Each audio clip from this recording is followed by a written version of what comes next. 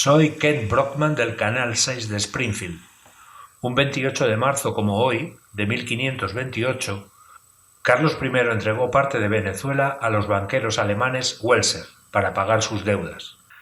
Los que más se beneficiaron de la llegada del oro americano fueron extranjeros, a pesar de que una pragmática de 1523 había prohibido el comercio en América a los que no eran súbditos del rey español. Sin embargo, movido por las deudas, este comercio se abrió a los súbditos del imperio por una pragmática de 1526.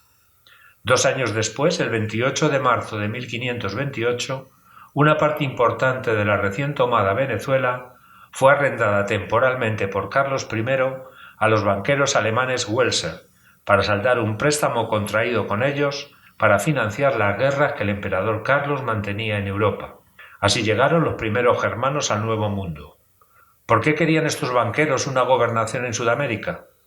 Por aquellas fechas ya tenían amplios intereses comerciales en Brujas, Amberes, Sevilla y Santo Domingo, comerciando con tejidos, azúcar, especias, plantas medicinales, joyas, pieles, esclavos, etc. Su objetivo era expandir su influencia comercial uniendo los 4 continentes. Los banqueros delegaron en Ambrosio de Alfinger, que zarpó de Sanlúcar de Barrameda con 3 navíos y una carabela, llegando en febrero de 1529 a Coro, la capital de la gobernación.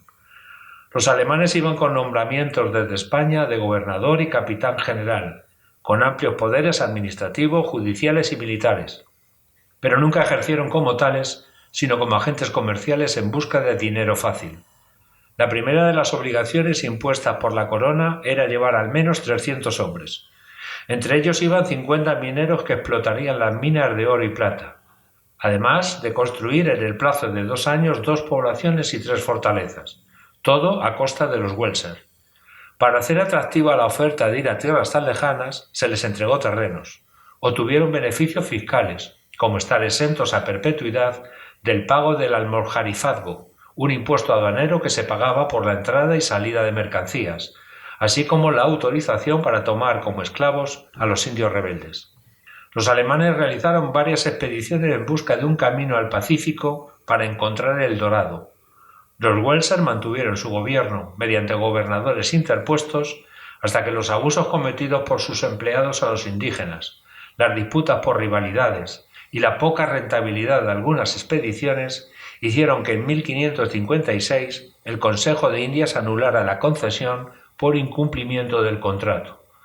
A partir de entonces las relaciones con la monarquía se deterioraron debido a los impagos provocados por la bancarrota del imperio, que terminaron por afectar a la solvencia de los prestamistas.